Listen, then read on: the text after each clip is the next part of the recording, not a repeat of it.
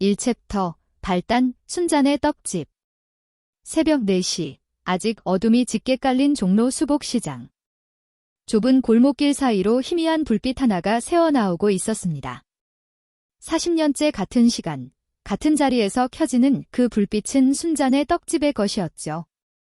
나는 오늘도 어김없이 떡살을 꺼내 들었습니다.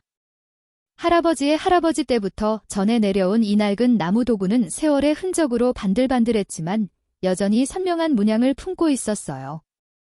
이놈이 얼마나 많은 것을 봐왔을까? 쌀가루를 반죽하며 혼잣말을 했습니다. 손끝에 전해지는 촉촉한 감촉이 익숙했어요. 이 일을 시작한 지 어느덧 40년. 22살 새댁이었던 내가 이제는 72의 할머니가 되었으니 세월이란 게 참 무섭기도 하고 신기하기도 했습니다. 할머니, 오늘도 일찍 나오셨네요. 시장 입구에서 야채 장사를 하는 영수 씨가 리어카를 끌고 지나가며 인사를 건넸어요. 그럼 장사는 부지런한 사람이 하는 거지? 나는 미소를 지으며 대답했습니다. 영수 씨네도 벌써 3대째 이 시장에서 장사를 하고 있었죠.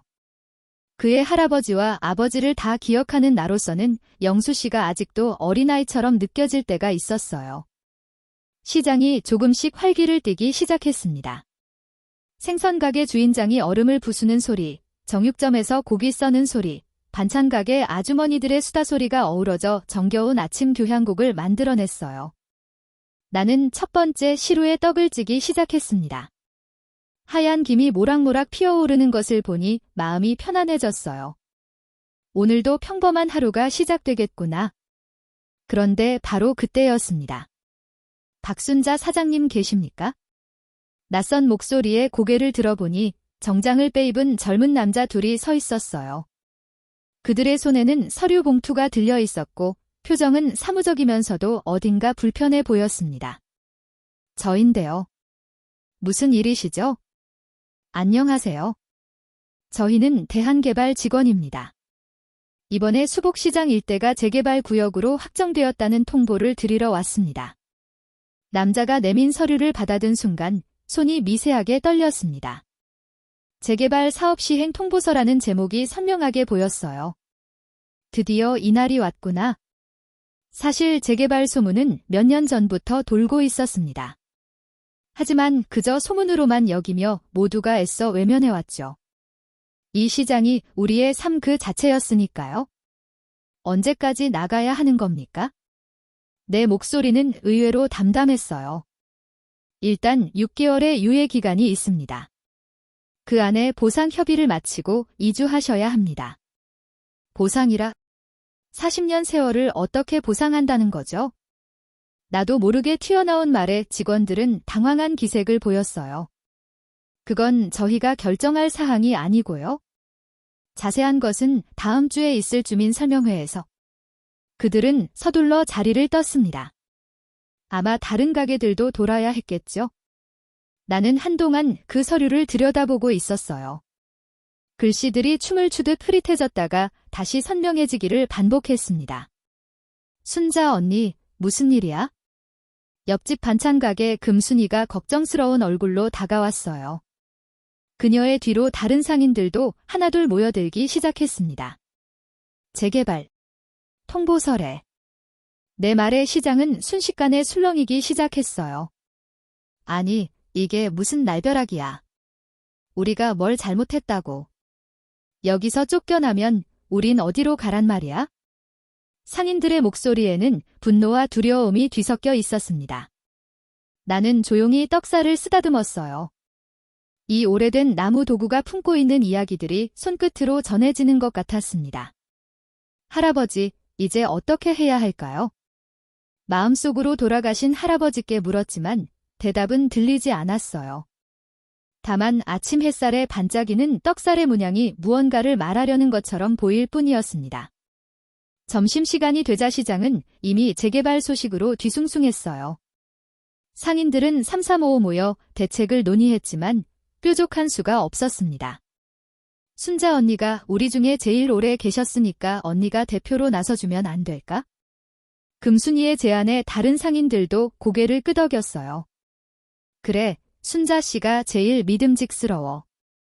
40년이면 여기 터줏대감이지. 하지만 나는 고개를 저었습니다. 나는 그저 떡 만드는 할머니일 뿐이에요. 그런 큰일은 아직은 때가 아니야? 속으로 생각하며 자리를 피했습니다.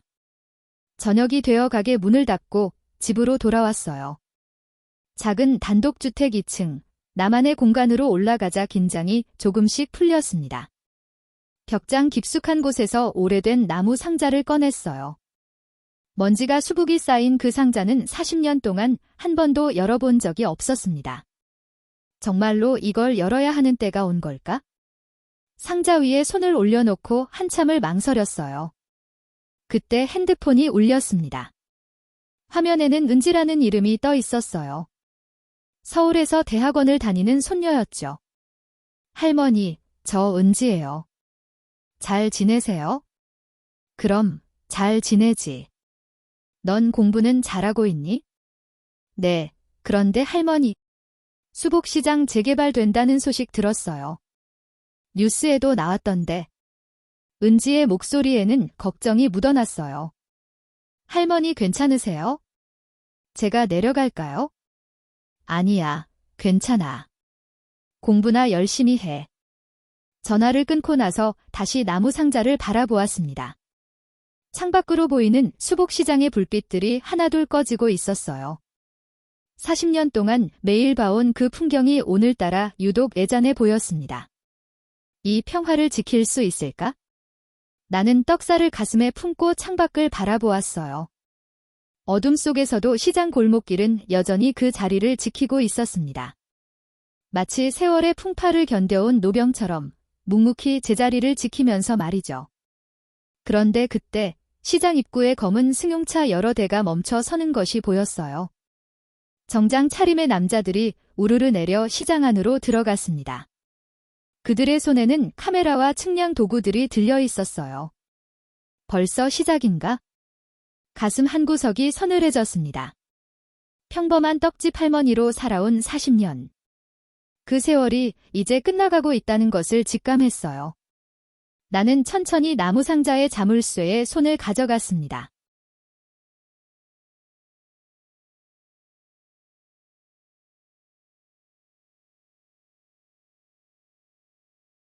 이 챕터, 전개 결심, 무너지는 평화. 재개발 통보를 받은 지 일주일이 지났습니다. 새벽 4시, 오늘도 나는 떡집 문을 열었어요. 하지만 평소와는 달리 시장 곳곳에서 낯선 소리들이 들려왔습니다. 망치질 소리, 전기톱 소리, 그리고 거친 남자들의 고함 소리가 뒤섞여 있었죠. 벌써 시작됐구나. 불안한 마음을 누르며 떡 준비를 시작했습니다. 할머니. 영수 씨가 헐레벌떡 뛰어왔어요. 평소의 밝은 표정은 온데간데없고 얼굴은 공포로 일그러져 있었습니다. 큰일 났어요. 용역들이 와서. 진정해요. 영수 씨, 무슨 일인데 그래요? 시장 입구 김씨네 생선가게를 때려 부수고 있어요. 새벽부터 와서는 불법 증축이라면서. 나는 앞치마를 벗어던지고 밖으로 뛰어나갔습니다. 시장 입구는 이미 아수라장이 되어 있었어요. 검은 점퍼를 입은 건장한 남자들이 쇠파이프와 망치를 들고 생선가게를 부수고 있었습니다. 아이고. 제발 그만해주세요. 김씨 아저씨가 무릎을 꿇고 애원했지만 용역들은 아랑곳하지 않았어요. 불법 건축물 철거 명령이 떨어졌어. 비키지 못해. 용역 대장으로 보이는 남자가 차갑게 말했습니다. 그의 목덜미에는 무시무시한 문신이 보였어요. 불법이라니요. 여기서 30년을 장사했는데 무슨? 닥쳐. 용역이 김씨 아저씨를 밀쳐냈어요. 아저씨는 그대로 바닥에 나뒹굴었습니다. 더는 못 봐주겠어? 나는 용역들 앞으로 걸어갔습니다. 당장 멈추세요. 내 목소리는 조용했지만 단호했어요. 용역들이 일제히 나를 돌아보았습니다. 뭐야, 이 할망구는? 나는 이 시장에서 40년째 장사하는 사람입니다. 당신들이 무슨 권리로 이런 짓을 하는 거죠? 용역 대장이 비웃으며 다가왔어요. 권리. 여기 봐, 할매. 이거 구청에서 나온 공문이야? 불법 건축물 철거 명령서. 못 읽어. 그가 내 얼굴 앞에 서류를 들이밀었습니다. 그래도 이런 식으로 하면 안 되죠. 최소한의 예의는. 그때였습니다. 용역 하나가 김씨 아저씨의 멱살을 잡아 일으켰어요. 얘야, 영감. 순순히 비키지 못해. 아. 김씨 아저씨가 비명을 질렀어요. 그 순간 나는 그의 팔에서 피가 흐르는 것을 보았습니다. 안 돼. 나도 모르게 앞으로 뛰어들었어요. 그만. 사람을 다치게 하면 안 됩니다. 이 할망구가 정말. 용역이 손을 들어 올렸습니다. 주먹이 내 얼굴을 향해 날아오는 것이 보였어요.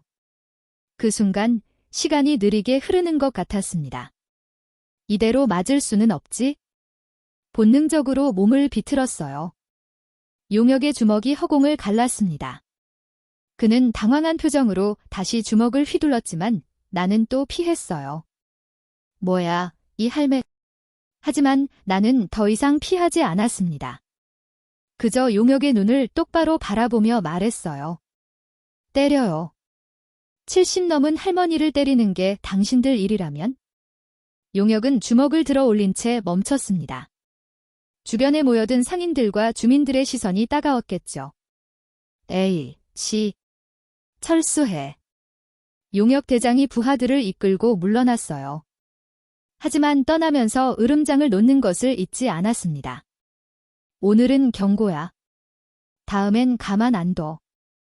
그들이 떠난 후 나는 김씨 아저씨를 부축해 일으켰어요. 괜찮으세요? 순자 씨. 고마워요. 정말 고마워요. 김씨 아저씨는 울먹이며 내 손을 꼭 잡았습니다. 주변에 모인 상인들도 한마디씩 했어요. 순자 언니, 정말 대단해요.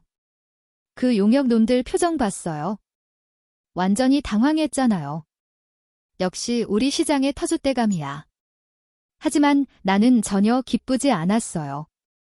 오히려 가슴이 무거워졌습니다. 이제 시작일 뿐이야. 더 큰 폭풍이 올 거야.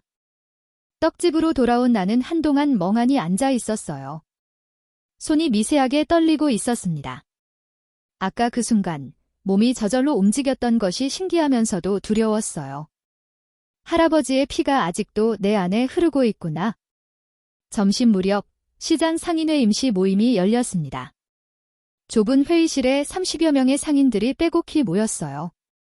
이대로는 안 됩니다. 우리도 뭔가 대책을 세워야 해요. 맞아요. 오늘 김씨 아저씨, 내일은 우리 차례예요. 상인들의 목소리에는 분노와 두려움이 가득했습니다. 그런데 우리가 뭘 할 수 있겠어요? 상대는 대기업이고 구청도 그들 편이고. 그래도 가만히 있을 순 없잖아요.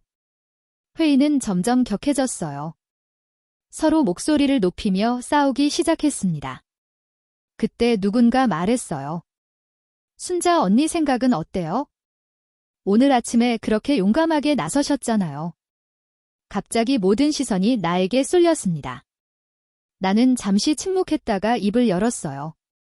싸워야죠. 네. 우리가 지켜온 이 터전을 그냥 내줄 수는 없어요. 싸워야 합니다. 내 말에 회의실이 술렁였어요. 하지만 어떡해요? 우리는 힘이 없는데. 힘은 만드는 거예요. 우리가 하나로 뭉치면 됩니다. 나는 자리에서 일어났어요. 40년 동안 이 시장을 지켜봤어요. 좋을 때도 있었고 어려울 때도 있었죠. 하지만 우리는 항상 함께였어요. 이번에도 그래야 합니다. 상인들의 눈빛이 달라지기 시작했어요. 두려움 대신 희망이 조금씩 보이기 시작했습니다. 순자 언니가 앞장서 주신다면? 맞아요. 언니를 믿고 따르겠어요. 이제 돌이킬 수 없구나. 저녁 떡집 문을 닫고 집으로 돌아왔어요. 2층 방에서 다시 그 나무 상자 앞에 앉았습니다. 이번에는 망설임 없이 자물쇠를 열었어요. 상자 안에는 누렇게 변색된 서류들과 사진들이 가득했습니다. 그리고 그 위에는 태극기에 쌓인 작은 금괴들이 놓여 있었어요. 제일 위에 있는 사진을 집어 들었습니다. 흑백 사진 속에는 젊은 시절의 할아버지가 서 있었어요. 독립운동가 박재현 지사. 할아버지. 사진 뒤에는 할아버지의 친필이 적혀 있었습니다. 정의는 때를 기다리는 법이다. 그때가 오면 주저하지 말고 일어서라.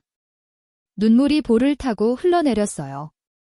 서류를 하나씩 살펴보니 해외에 숨겨둔 독립운동 자금의 흔적들이었습니다.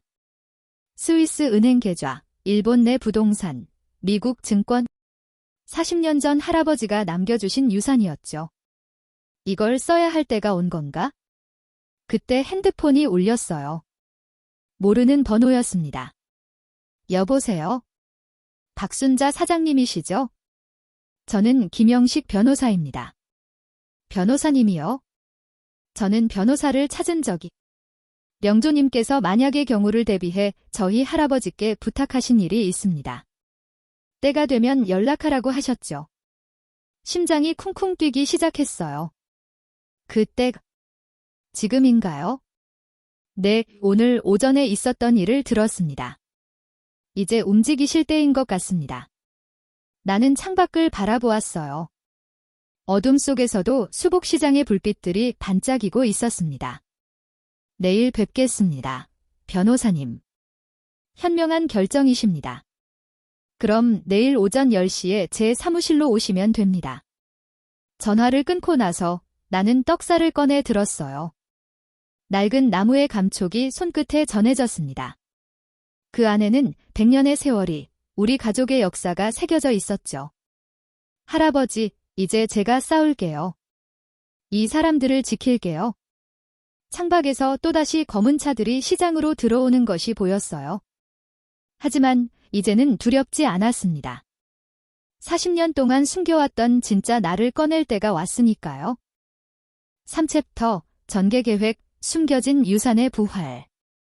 다음 날 아침 10시, 나는 종로의 한 오래된 건물 3층에 있는 김영식 법률사무소를 찾았습니다.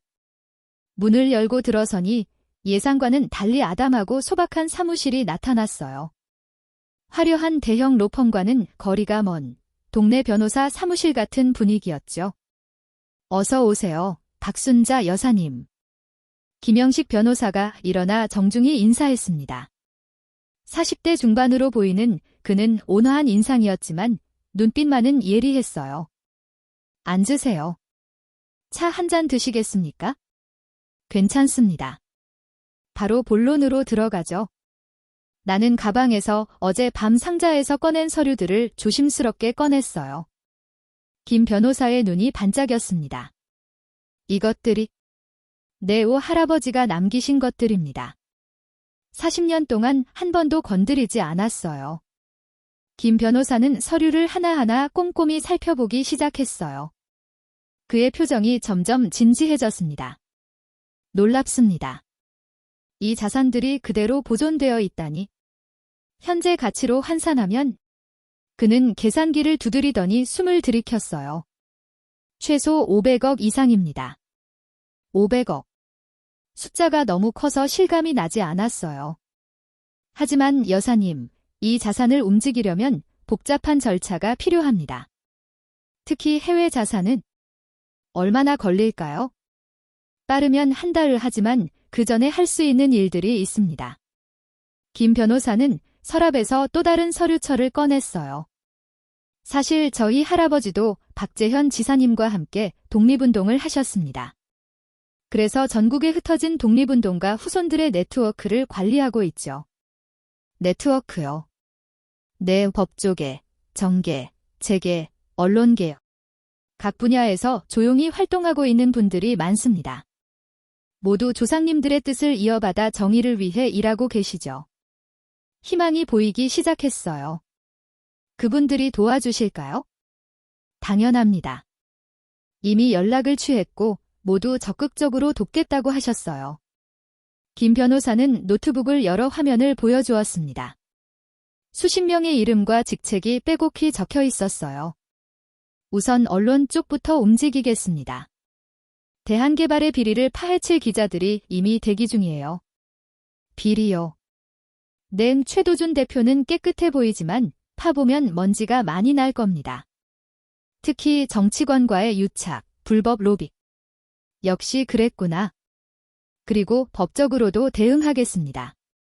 재개발 절차상의 하자를 찾아내고 주민들의 권익을 보호할 방법을 찾을 거예요. 하지만 그것만으로는 맞습니다. 그래서 여사님의 자산이 필요한 거죠. 김 변호사는 새로운 계획을 펼쳐 보였어요. 수복시장 상인들을 위한 기금을 만들 겁니다. 법적 대응 비용, 생계 지원, 그리고 그는 잠시 멈췄다가 말했어요. 필요하다면 시장 부지를 우리가 먼저 매입하는 겁니다. 그렇구나. 돈에는 돈으로 맞서는 거구나. 좋습니다. 그렇게 하죠? 하지만 여사님, 이 싸움은 쉽지 않을 겁니다. 최도준은 만만한 상대가 아니에요. 알고 있어요. 하지만 물러설 수는 없습니다. 나는 떡살을 가방에서 꺼내 탁자 위에 놓았어요. 이것 보이세요? 100년 넘은 물건입니다. 우리 가족이 대대로 이어온 것이죠. 수복시장도 마찬가지예요. 단순한 장사터전이 아니라 우리의 역사이고 삶입니다. 김 변호사가 고개를 끄덕였어요. 알겠습니다. 그럼 오늘부터 본격적으로 시작하죠.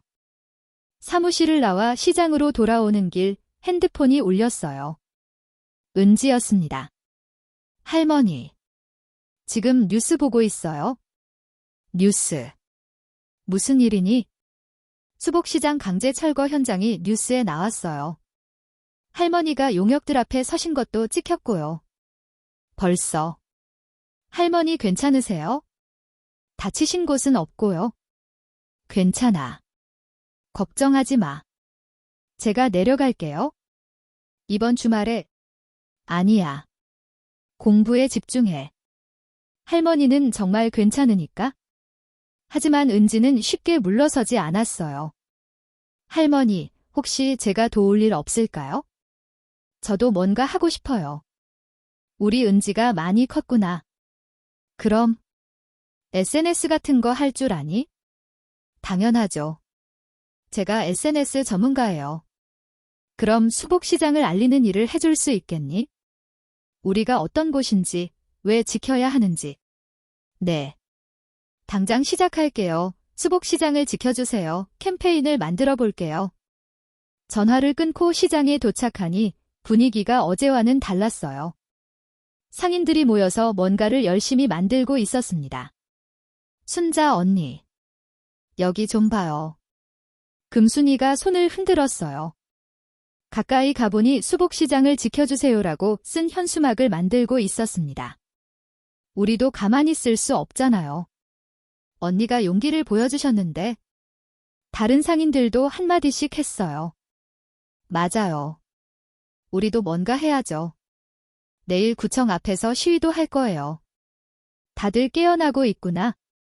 그때 영수 씨가 달려왔어요. 할머니. 큰일이에요. 대한개발 직원들이 또 왔어요.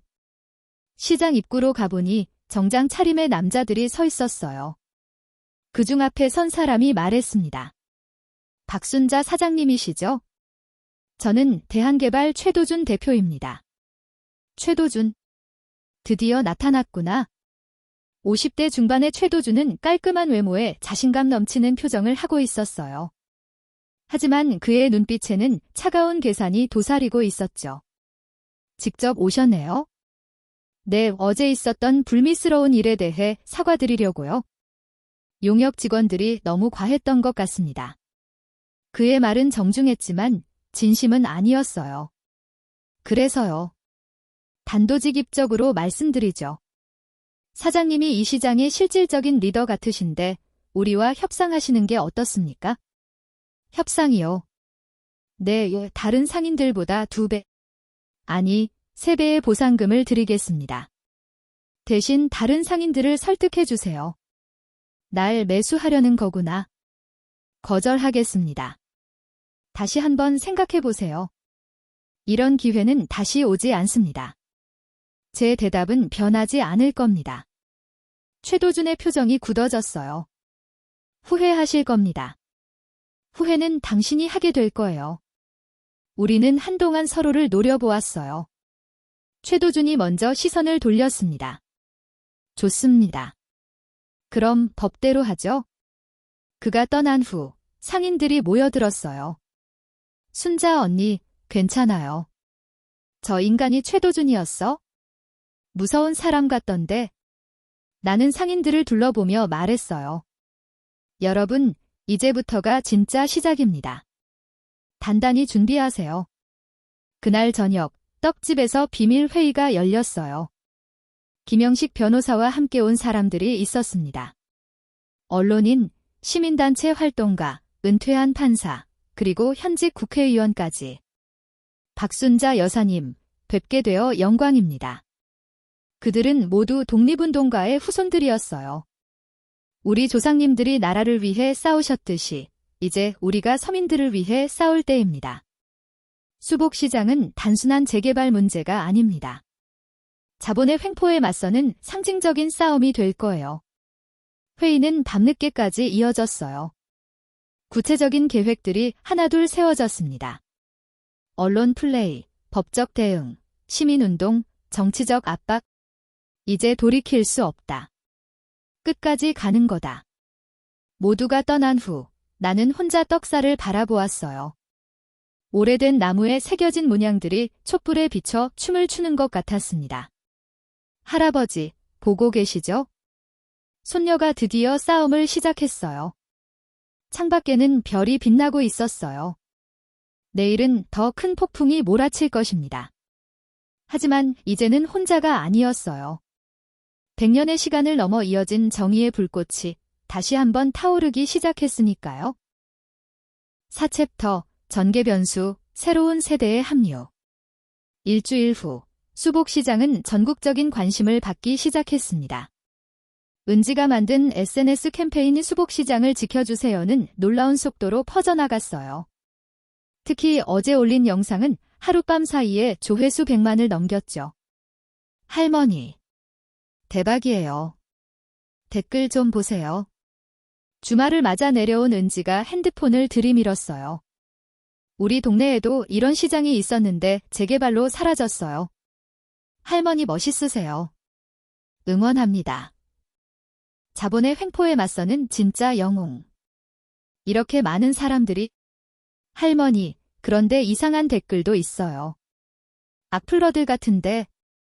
은지가 걱정스럽게 말했어요. 늙은이가 발전을 막고 있네. 재개발 반대하면 빨갱이임. 보상금 더 받으려고 버티는 거 아니냐? 괜찮아. 이런 건 예상했던 일이야. 하지만 은지의 표정은 어두웠어요.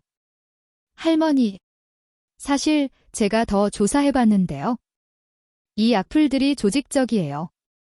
대한개발에서 댓글 알바를 고용한 것 같아요. 벌써 여론전을 시작했구나. 그때 떡집 문이 열리며 낯선 젊은이들이 들어왔어요. 대학생으로 보이는 그들은 조심스럽게 다가왔습니다. 저, 박순자 할머님 맞으시죠? 네, 그런데요. 저희는 서울대 사회학과 학생들입니다. 수복시장을 돕고 싶어서 왔어요.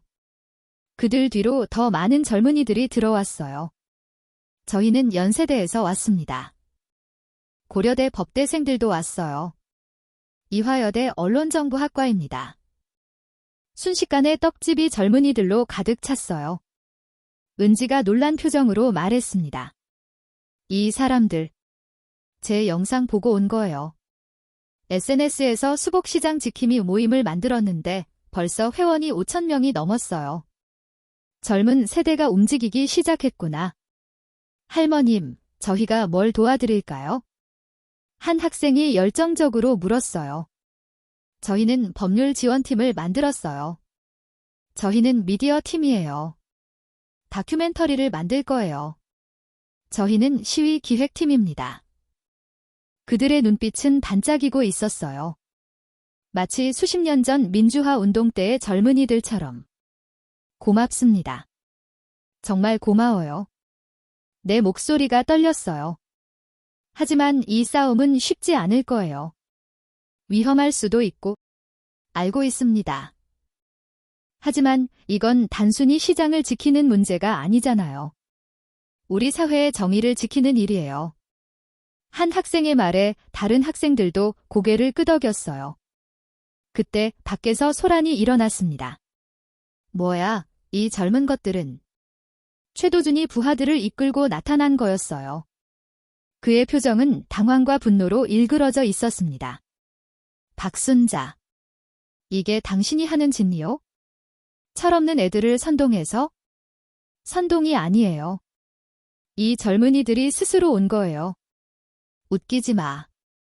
늙은이가 무슨 잔다르크라도 되는 줄 아나? 그때 은지가 앞으로 나섰어요. 우리 할머니한테 함부로 말하지 마세요. 뭐? 이 애가 전 박순자 할머니의 손녀 박은지입니다. 그리고 서울대 대학원에서 도시계획을 전공하고 있죠. 은지의 당당한 모습에 나는 놀랐어요. 아저씨가 추진하는 재개발 사업, 제가 다 분석해봤어요. 환경영향평가는 조작됐고, 주민동의 절차는 불법이고, 보상 기준은 터무니없이 낮아요. 이 인연이. 최도준이 손을 들어 올리려는 순간 학생들이 일제히 핸드폰을 들어 올렸어요. 다 찍고 있습니다.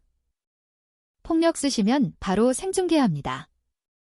지금도 라이브 방송 중이에요. 최도준은 이를 악물고 손을 내렸어요. 좋아. 이렇게 나오는 거지? 두고 보자. 그가 떠난 후 학생들이 환호성을 질렀어요. 이겼다. 할머니 최고. 은지 언니도 대박. 하지만 나는 불안했어요. 최도준의 마지막 눈빛이 심상치 않았거든요. 그날 저녁 김영식 변호사가 급히 찾아왔어요. 여사님, 큰일입니다. 최도준이 움직였어요. 무슨 일인가요? 여사님의 과거를 캐고 있습니다. 그리고 김 변호사가 서류를 내밀었어요. 박재현 지사님을 공산주의자로 몰아가려 합니다. 독립운동을 빙자한 빨갱이였다고. 감히. 분노가 치밀어 올랐어요. 할아버지를 모독하다니. 더 큰 문제는 이걸 언론에 흘리려 한다는 겁니다. 여론을 돌리려는 거죠. 그때 은지가 말했어요. 그럼 우리가 먼저 치고 나가요. 무슨 말이니? 증조 할아버지의 진짜 이야기를 공개하는 거예요. 독립운동의 역사, 숨겨진 진실들을. 은지는 노트북을 열어 보여줬어요. 제가 이미 준비했어요. 국가보훈처 자료, 독립운동사 연구자들의 증언, 해외 기록물 등. 증조 할아버지가 얼마나 위대한 분이었는지 보여줄 거예요. 우리 은지가 이렇게 준비를. 그리고 할머니, 이것도 보세요. 은지가 보여준 화면에는 놀라운 내용이 있었어요. 최도준의 할아버지 최만식. 일제강점기 때 친일파였어요. 독립운동가들을 밀고 한 기록도 있고요. 김 변호사가 놀라며 말했어요. 이건 대박이네요. 이걸 어떻게 찾았어요? 인터넷에 다 있어요. 디지털 세대의 힘이죠. 학생들도 흥분했어요. 이거 완전 역전이네요. 친일파 후손이 독립운동가 후손을 공격하다니. 이건 무조건 이슈됩니다. 하지만 나는 망설였어요. 과거사를 들춰내는 건? 할머니, 이건 정당방위예요. 그들이 먼저 시작했어요. 은지의 말이 맞았어요. 좋아. 하지만 품위는 지키자. 우리는 그들과 달라야 해. 그날 밤 작전 회의가 열렸어요. 젊은이들의 아이디어와 기성세대의 경험이 만나 놀라운 시너지를 만들어냈습니다. 내일 오전 10시 동시다발로 시작합니다.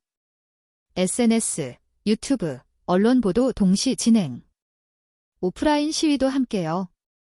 이제 진짜 전쟁이 시작되는구나. 새벽 3시 모두가 떠난 후 나는 혼자 떡살을 바라보았어요. 그때 은지가 다가왔습니다.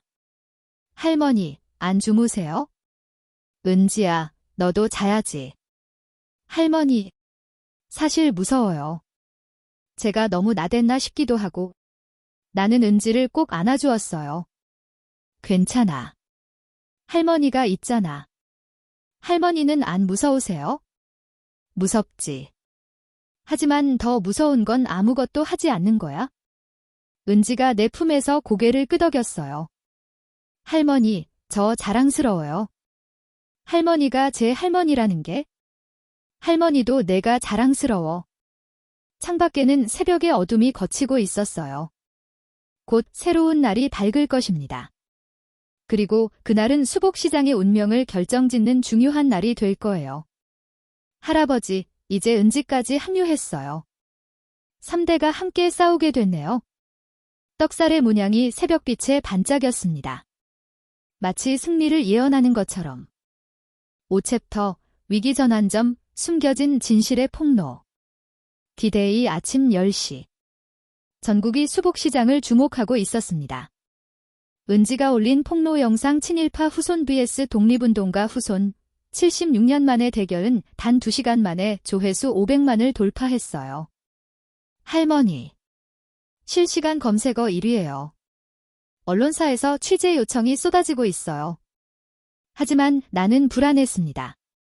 최도준이 이대로 당하고만 있을 리 없었거든요. 그때 김영식 변호사가 헐레벌떡 뛰어왔어요. 여사님. 최도준이 기자회견을 한답니다. 지금 당장. 급히 TV를 켰어요. 화면에는 정장을 차려입은 최도준이 나타났습니다. 그의 옆에는 낯선 노인이 앉아 있었어요. 국민 여러분, 저는 오늘 충격적인 진실을 공개하려 합니다. 최도준이 서류를 들어 보였어요. 이분은 박재현이라는 사람과 함께 독립운동을 했던 김상호 옹이십니다. 올해 96이지죠. 김상호. 그 이름은? 노인이 떨리는 목소리로 말하기 시작했어요. 박재현은 독립운동가가 아니었습니다. 일제의 이중 스파이였어요. 뭐라고? 나도 모르게 소리가 나왔어요. 주변에 있던 사람들도 모두 충격에 빠졌습니다. 거짓말이야. 저 노인이 누군데? 은지가 분노했지만 TV 속 노인은 계속 말했어요. 박재현은 독립운동 자금을 빼돌려 개인 재산을 축적했습니다. 그 증거가 여기 있어요. 화면에 오래된 문서들이 비춰졌어요. 이건 조작이야. 하지만 문서는 진짜처럼 보였어요. 도장도 필체도 할아버지의 것과 흡사했습니다. 최도준이 카메라를 정면으로 바라보며 말했어요. 박순자 씨는 이런 더러운 돈으로 수복시장을 지키려 합니다. 과연 이것이 정의입니까? 순식간에 여론이 뒤집히기 시작했어요.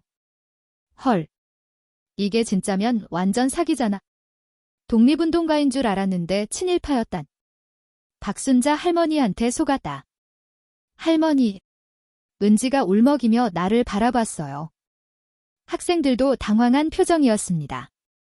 그때 김영식 변호사가 말했어요. 여사님, 일단 피하시죠. 언론이 몰려올 겁니다. 아니요. 나는 자리에서 일어났어요. 도망치지 않겠습니다. 진실을 밝힐 때가 왔어요. 하지만 여사님, 김 변호사님, 그 금고 열 때가 된 것 같네요. 김 변호사의 눈이 커졌어요. 설마 그 금고를. 30분 후 수복시장에는 수백 명의 기자들이 몰려들었어요. 나는 떡집 앞에 서서 그들을 마주했습니다. 박순자 씨.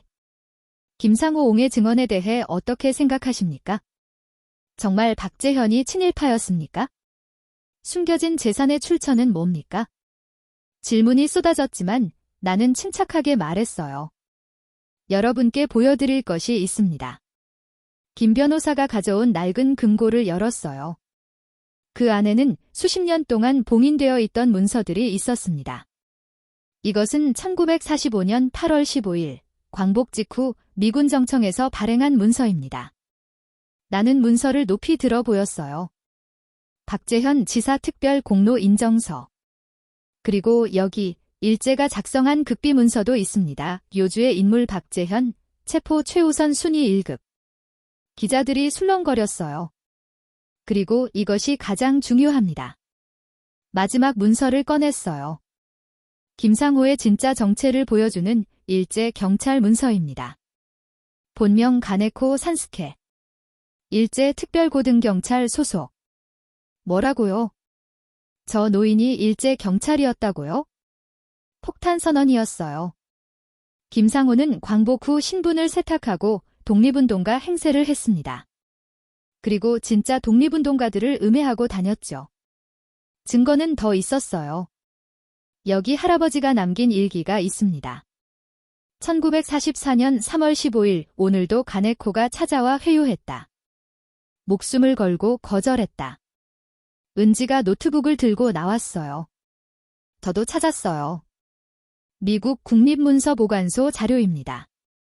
박재현 지사님은 OSS, 그러니까 미국 전략정보국과 협력한 공식 요원이었어요. 우리 은지, 정말 대단해. 기자들의 분위기가 완전히 바뀌었어요. 그럼 최도준이 거짓말을 한 겁니까? 김상호가 가짜였다니. 이건 엄청난 특종이다. 그때 누군가 소리쳤어요. 최도준이 옵니다. 최도준이 부하들을 이끌고 나타났어요. 그의 얼굴은 분노로 붉어져 있었습니다. 박순자. 이게 무슨 짓이냐? 진실을 밝혔을 뿐입니다. 증거. 이런 게 증거야? 다 조작일 수도 있잖아. 그때 뜻밖의 인물이 나타났어요. 조작이 아닙니다. 백발의 노신사가 지팡이를 짚고 걸어왔어요. 전 대법원장 정희석입니다. 그리고 독립운동가 정혜민의 아들이죠. 모두가 숨을 죽였어요. 전 대법원장이 직접 나타나다니. 박재현 지사님은 제 아버지의 동지였습니다. 그분이 얼마나 훌륭한 독립운동가였는지 제가 증언하겠습니다. 이어서 더 많은 사람들이 나타났어요. 전 육군 대장 이철수입니다. 국사편찬위원장 김영호입니다. 독립기념관장 박정희입니다. 독립운동가의 후손들이 하나둘 모여들었어요. 그들은 모두 한 목소리로 말했습니다. 박재현 지사님을 모독하는 것은 대한민국의 역사를 모독하는 것입니다. 최도준의 얼굴이 창백해졌어요. 이럴 수가. 그때 은지가 마지막 일격을 날렸어요. 여러분. 방금 확인했습니다. 김상호라는 노인은 3년 전에 이미 돌아가셨어요. 최도준이 데려온 사람은 가짜입니다. 체크메이트다. 기자들이 최도준에게 달려들었어요. 최 대표. 이게 어떻게 된 일입니까? 가짜 증인을 세웠단 말입니까? 사기죄로 고발당할 수 있습니다. 최도준은 더 이상 버티지 못하고 도망치듯 사라졌어요. 환호성이 터져 나왔습니다. 할머니 만세. 진실이 승리했다. 수복시장 만세. 하지만 나는 알고 있었어요.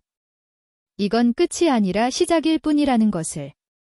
그날 저녁 전국 뉴스는 수복시장 이야기로 도배됐어요. 독립운동가의 후손 박순자 할머니, 친일파 후손의 음모를 막다. 가짜 증인 동원한 대한개발, 검찰 수사 착수. 전국에서 수복시장 응원 물결. 하지만 집에 돌아온 나는 깊은 생각에 잠겼어요. 할머니, 이제 이긴 거 아니에요? 은지가 물었지만 나는 고개를 저었어요. 아니야. 최도준 같은 사람이 이대로 포기할 리 없어. 창밖을 보니 수복시장에 경찰이 배치되어 있었어요. 안전을 위한 조치라고 했지만 불안한 마음은 가시지 않았습니다. 그때 핸드폰이 울렸어요. 모르는 번호였습니다. 여보세요? 박순자 씨. 아직 끝나지 않았어요. 최도준의 목소리였어요. 당신이 이긴 줄 아나? 내가 가진 힘이 얼마나 큰지 보여주겠어. 전화가 끊어졌어요. 폭풍전야의 고요함이구나. 나는 떡살을 꼭 쥐었어요. 진짜 싸움은 이제부터인 것 같았습니다. 6챕터 위기 절망 최후의 공격. 진실이 밝혀진 지 사흘째 되는 날 새벽. 불길한 예감에 잠을 설치던 나는 급한 전화 소리에 벌떡 일어났습니다. 할머니. 큰일 났어요. 영수 씨의 다급한 목소리였어요. 시장에 불이 났어요. 안 돼. 옷도 제대로 못 입고 뛰어나갔습니다. 멀리서부터 검은 연기가 하늘로 치솟는 것이 보였어요. 가슴이 철렁 내려앉았습니다. 시장에 도착하니 이미 소방차들이 불을 끄고 있었어요. 다행히 큰 화재는 아니었지만 시장 입구의 상가 3곳이 완전히 탔습니다. 어떻게 이런 일이. 금순이가 울먹이며 타버린 가게를 바라보고 있었어요. 30년 동안 운영하던 반찬 가게가 잿더미가 되어 있었습니다. 방화입니다. 소방관이 조용히 말했어요. CCTV를 확인해보니 새벽 3시경에 검은 옷을 입은 사람들이 최도준. 결국 이렇게 나왔구나. 그때 또 다른 비명소리가 들렸어요. 안 돼. 우리 가게가. 시장 곳곳에서 상인들의 울부짖음이 터져나왔습니다. 밤사이 누군가 가게 문을 부수고 물건들을 모두 망가뜨려 놓은 거였어요. 할머니. 은지가 창백한 얼굴로 다가왔어요. 인터넷을 보세요. 큰일 났어요. 핸드폰 화면에는 충격적인 기사들이 떠 있었습니다. 수복시장 상인들, 탈세 의혹 제기. 박순자 할머니, 불법 자금 운용 정황 포착. 시장 상인들의 이중장부 발견. 이건 다 거짓말이에요. 조작된 거예요. 은지가 항변했지만 댓글은 이미 악플로 가득했어요. 결국 돈 때문이었구나. 독립운동가 후손이고 뭐고 다 쇼였네. 세금도 안 내면서 정의를 말하다니. 그때 김영식 변호사가 헐레벌떡 뛰어왔어요. 여사님. 국세청에서 나왔습니다. 세무조사를 한다고. 지금 당장이요. 내 시장 상인 전체를 대상으로. 총공격이 시작됐구나. 아니나 다를까 정장 차림의 세무 공무원들이 우르르 몰려왔어요. 그들은 무표정한 얼굴로 각 가게로 흩어져 장부를 요구하기 시작했습니다. 이건 불법이에요. 영장도 없이. 한 상인이 항의했지만 소용없었어요. 긴급 세무조사입니다. 협조하지 않으면 더 불리해집니다. 상인들은 속수무책으로 당할 수밖에 없었어요. 대부분 나이 든 분들이라 복잡한 세무 규정을 완벽히 지키지 못한 경우가 많았거든요. 할머니, 어떡해요? 금순이가 울면서 다가왔어요. 우리가 뭘 잘못했다고. 그냥 열심히 장사만 했는데. 오후가 되자 더 큰 타격이 왔습니다. 긴급 뉴스입니다. 서울시가 수복시장 일대를 안전진단 D등급으로 판정했습니다. 즉시 철거가 필요한 위험 건축물이라는 것입니다. 안전진단까지 조작했구나. 학생들도 공격을 받기 시작했어요. 할머니. 학교에서 징계위원회가 열린대요. 시위에 참여한 학생들 전원을 조사한다고.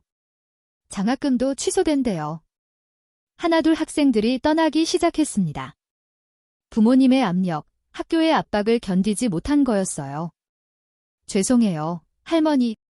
저희도 살아야 해서. 괜찮아. 너희들 잘못이 아니야? 저녁이 되자 시장은 을씨년스러웠어요. 화재로 탄 가게들, 세무조사로 봉인된 가게들, 그리고 떠난 사람들. 순자 언니. 상인 회장이 찾아왔어요. 그의 표정은 어두웠습니다. 상인들이 포기하자고 해요. 더 이상은 못 버티겠다. 그래도 언니, 우리가 이길 수 있을까요? 상대는 너무 커요. 돈도, 권력도, 모든 걸 가졌는데 나도 할 말이 없었어요. 정말로 이길 수 있을까? 혼자서는 불가능하다는 걸 알고 있었습니다. 그날 밤 떡집에 남은 사람은 몇 명뿐이었어요. 은지, 김 변호사, 그리고 끝까지 남은 학생 서너 명. 할머니, 제가 SNS에 다시 호소문을 올릴게요. 은지가 말했지만 이미 여론은 돌아선 상태였어요. 여사님, 해외 자산을 지금 쓰시죠. 상인들에게 보상금이라도. 김 변호사의 제안에 나는 고개를 저었어요. 그럼 정말로 돈 때문이었다고 인정하는 게 돼요? 무거운 침묵이 흘렀습니다. 그때 핸드폰이 울렸어요. 최도준이었습니다. 어때요, 박순자 씨? 이제 현실이 보이나요? 비겁한 짓을 하고도 떳떳한가요? 비겁. 이게 현실이에요. 돈과 권력 앞에서는 정이고 뭐고 소용없어요. 그렇게 믿고 싶으신가 보군요. 내일까지 시간을 드리죠. 조용히 떠나면 더 이상 건드리지 않겠어요. 하지만 계속 버틴다면? 그럼 어쩔 건가요? 시장을 완전히 초토화시킬 겁니다. 상인들 모두 빈털터리로 만들어버릴 거예요. 전화가 끊어졌어요. 할머니. 은지가 걱정스럽게 나를 바라봤어요. 나는 창밖을 바라보았습니다. 불타버린 시장 입구가 보였어요. 40년 동안 지켜온 터전이 무너져가고 있었습니다.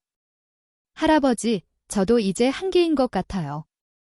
그때 떡살이 달빛에 반짝였어요.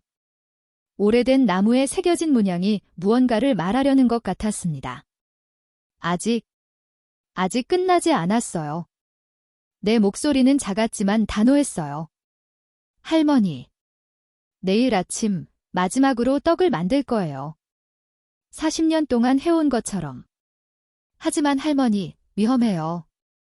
괜찮아. 이게 내 방식이야.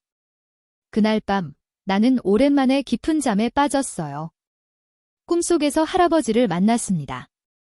순자야, 가장 어두운 새벽이 지나면 해가 뜬단다. 할아버지의 미소가 따뜻했어요. 새벽 4시, 나는 평소처럼 일어났습니다. 오늘이 정말로 마지막이 될지도 모른다는 생각에 하나하나 더 정성을 들였어요. 쌀을 씻고 반죽을 하고 떡살로 문양을 찍으며. 그때 밖에서 발걸음 소리가 들렸습니다. 문이 열리고 검은 옷을 입은 남자들이 들어왔어요. 박순자. 네. 오늘까지가 마감이야. 짐 싸서 나가. 하지만 나는 계속 떡을 만들었어요. 못 들었어. 나가라고. 그들이 다가오는 순간. 거기서. 입구에서 우렁찬 목소리가 들렸습니다. 돌아보니 놀라운 광경이 펼쳐져 있었어요. 수백 명의 사람들이 떡집 앞에 모여 있었습니다. 할머니를 건드리면 가만 안 둬. 맨 앞에는 전 대법원장 정의석이 서 있었어요. 그 뒤로 독립운동가 후손들, 시민단체 회원들, 그리고 엄마. 은지가 놀라서 소리쳤어요. 은지의 부모님도 와 있었습니다. 아니, 가족들이 모두 와 있었어요. 우리 어머니를 지키러 왔습니다. 내 아들이, 며느리가, 손자들이 모두 와 있었어요. 그리고 더 놀라운 것은 순자 언니. 떠났던 상인들이 돌아오고 있었습니다. 미안해요, 언니. 무서워서 도망쳤는데 이제 알았어요. 함께해야 이길 수 있다는 걸? 눈물이 났어요. 혼자가 아니었습니다. 처음부터 혼자가 아니었어요. 용역들은 당황해서 물러났고 곧 경찰이 도착했습니다. 불법 침입으로 체포합니다. 이겼구나. 아니, 우리가 이겼구나. 하지만 아직 안심하기는 일렀어요. 진짜 결전은 이제부터였으니까요. 7챕터, 절정, 100년의 진실. 수복시장을 지키려는 시민들의 물결은 걷잡을 수 없이 커졌습니다. 전국에서 모여든 사람들이 시장을 에워싸고 있었어요. 언론도 다시 주목하기 시작했죠. 하지만 최도준은 마지막 승부수를 던졌습니다. 긴급 공고. 오늘 오후 2시 수복시장 강제 철거 집행. 구청 앞에 붙은 공고문을 본 상인들이 경악했어요. 오늘이라고? 이렇게 갑자기? 법원 명령서가 나왔대요. 안전상 위험으로 즉시 철거라고. 김영식 변호사가 급히 달려왔어요. 여사님, 최도준이 판사까지 매수한 것 같습니다. 정상적인 절차가 아니에요. 그래도 법원 명령이 나왔으면 아닙니다. 이건 명백한 불법입니다. 하지만 증명하려면 시간. 우리에게 남은 시간은 단 5시간뿐이었어요. 그때 은지가 뛰어왔습니다. 할머니. 찾았어요. 드디어 찾았어요. 뭘 찾았니?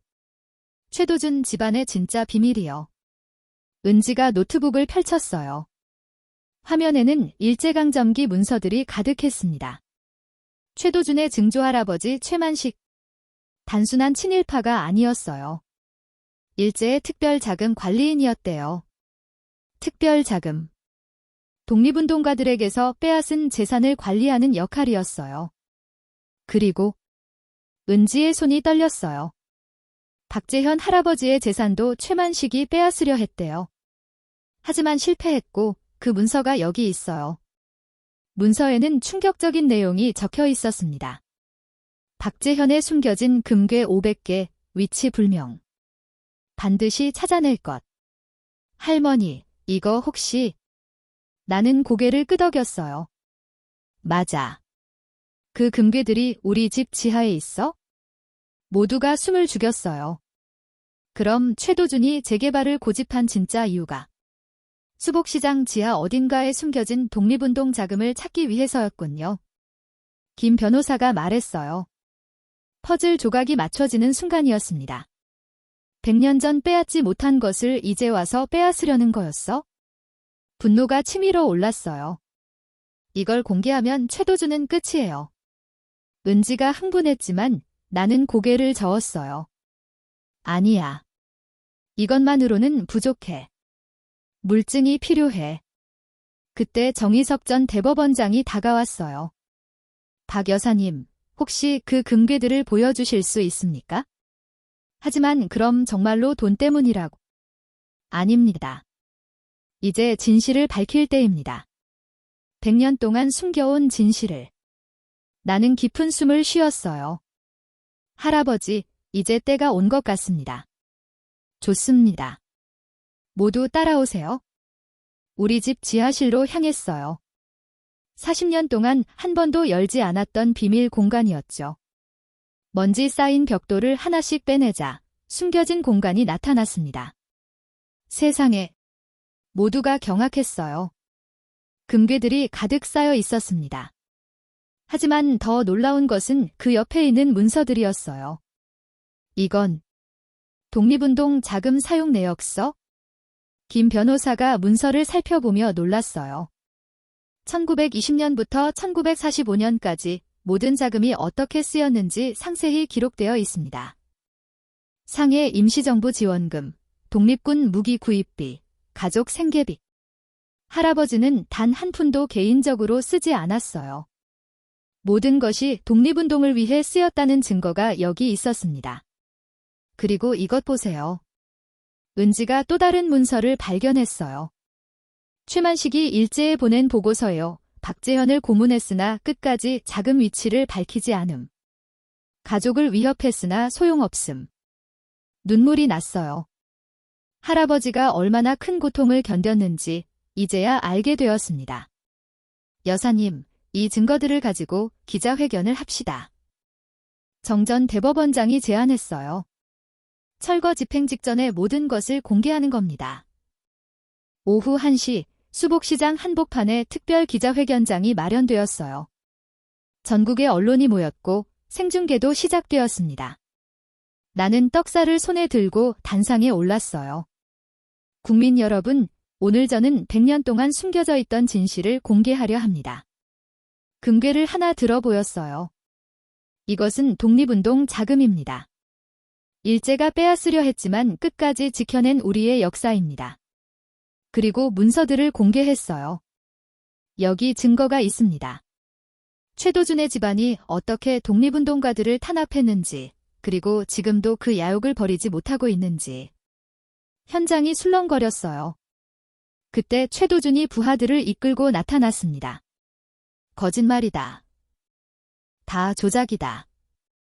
하지만 그의 목소리에는 힘이 없었어요. 최도준 씨, 당신의 증조할아버지가 쓴 친필 문서입니다. 필적 감정을 해보시죠. 정전 대법원장이 나섰어요. 그리고 여기 또 있습니다. 당신이 판사에게 준 뇌물 증거. 뭐라고? 검찰청 특수부 검사들이 나타났어요. 최도준 대표, 사법방해 및 뇌물공여 혐의로 체포합니다. 이런. 노아. 나를 누구라고. 최도준이 연행되는 순간 시장에는 환호성이 터져나왔어요. 하지만 아직 끝이 아니었습니다. 철거 집행 시간이 다가오고 있었어요. 여러분. 내가 마이크를 잡았어요. 이 금괴들을 어떻게 써야 할까요? 잠시 침묵이 흘렀어요. 저는 할아버지의 뜻을 이어받아 이 모든 것을 수복시장과 대한민국의 서민들을 위해 쓰겠습니다. 수복시장 보존기금을 만들겠습니다. 여기는 단순한 시장이 아니라 우리의 역사를 간직한 성지입니다. 우레와 같은 박수가 쏟아졌어요. 그때 은지가 외쳤어요. 할머니. 법원에서 연락이 왔어요. 철거 명령이 취소됐대요. 진짜. 네. 대법원장이 직접 개입했대요. 절차상 중대한 하자가 발견됐다고. 이제 정말로 끝이었어요. 아니, 새로운 시작이었죠. 사람들이 서로를 껴안으며 기쁨의 눈물을 흘렸어요. 할머니. 은지가 뛰어와 나를 꼭 안았어요. 우리가 이겼어요.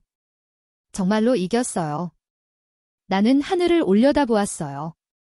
구름 사이로 햇살이 비치고 있었습니다. 할아버지, 봤죠? 우리가 지켰어요. 100년의 약속을. 그때 누군가 노래를 부르기 시작했어요. 동해물과 백두산이. 애국가였어요. 한 사람, 두 사람. 이윽고 시장에 모인 수천 명이 함께 노래했습니다.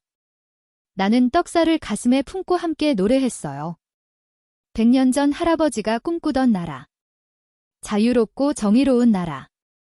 서민들이 행복한 나라. 그 꿈이 오늘 여기서 작은 시장을 지키는 것으로 이어지고 있었습니다. 노래가 끝나고 정적이 흘렀어요. 그리고 누군가 외쳤습니다. 수복시장 만세. 독립운동가 만세. 대한민국 만세. 만세 소리가 하늘 높이 울려 퍼졌어요. 나는 눈물을 흘리며 생각했습니다. 이제야 진짜 광복이 왔구나. 8챕터, 결말, 새로운 아침. 그날로부터 한 달이 지났습니다. 새벽 4시, 나는 여전히 같은 시간에 일어나 떡집 문을 열었어요. 하지만 이제는 혼자가 아니었습니다. 할머니, 제가 쌀 씻을게요. 은지가 앞치마를 두르며 다가왔어요. 대학원을 졸업한 후 그녀는 수복시장 보존위원회에서 일하며 떡 만드는 법을 배우고 있었죠. 오늘은 무슨 떡을 만들까? 할머니가 정하세요.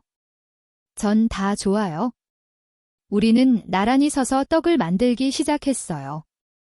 창밖으로 보이는 수복시장은 예전과 달라져 있었습니다. 역사문화보존지구라는 새로운 간판이 걸렸고 깔끔하게 정비된 거리에는 벌써부터 상인들이 하나둘 나와 준비를 하고 있었어요. 순자 언니. 은지야. 좋은 아침. 금순이가 밝게 인사했어요. 화재로 탄 가게는 시장 보존 기금으로 더 좋게 복구되었죠. 오늘도 파이팅! 시장 곳곳에서 활기찬 인사가 오갔습니다. 오전 10시, 특별한 손님들이 찾아왔어요. 할머니. 전국 각지에서 온 독립운동가 후손들이었습니다. 이제는 정기적으로 모여 우리 역사를 지키는 일을 함께하고 있었죠. 오늘은 청소년 역사 교실이 있는 날이죠. 네, 벌써 학생들이 100명이나 신청했어요. 수복시장은 이제 단순한 전통시장이 아니었어요. 살아있는 역사 교육장이 되었습니다. 점심시간, 떡집은 손님들로 북적였어요. 여기가 그 유명한 순잔의 떡집이군요. TV에서 봤어요. 독립운동가 후손이 운영하시는 곳.